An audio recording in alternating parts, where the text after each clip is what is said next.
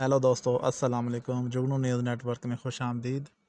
दोस्तों, Islamabad high court ने खसूसी अदालतों को चेयरमैन पीटीआई के ख़िलाफ़ साइफ़र केस की समाअत रोकने का हुक्म दे दिया।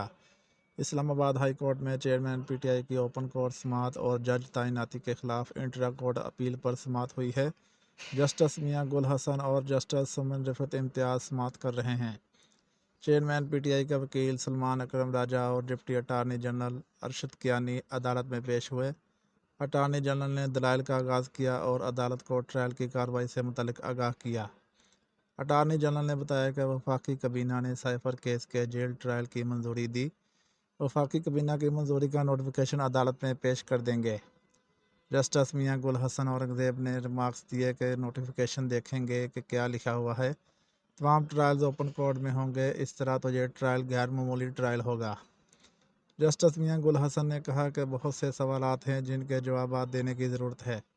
वफाकी कबीना ने 2 दिन पहले जेल ट्रायल की मंजूरी दी। क्या वजूहात थी कि वफाकी कबीना ने जेल ट्रायल की मंजूरी दी?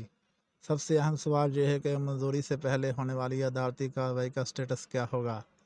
कब, किन हालात में, किस बुनियाद पर यह फैसला हुआ कि जेल ट्रायल होगा? जस्टिस मियां गुल हसन ने रिमार्क्स दिए कि ख़ानदान के चंद अफराद के समाअत में जाने का मतलब ओपन कोर्ट नहीं। जिस तरह साइफ़र केस में फ़र्द जुर्मायत की गई, इसे ओपन कोर्ट कार्रवाई नहीं कह सकते।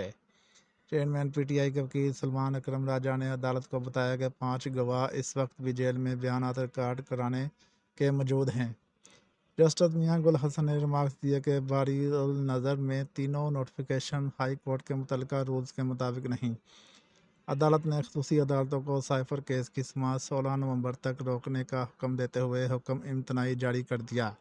दोस्तों, इसके साथ ही वीडियो का एंड हुआ। वीडियो अच्छी लगी हो तो लाइक और चैनल को सब्सक्राइब लाजमी करें ताकि मज़ीद आने वाली वीडियो आपको बर वक्त मौसूल होती रहे। शुक्रिया। अल्लाह हाफिज़।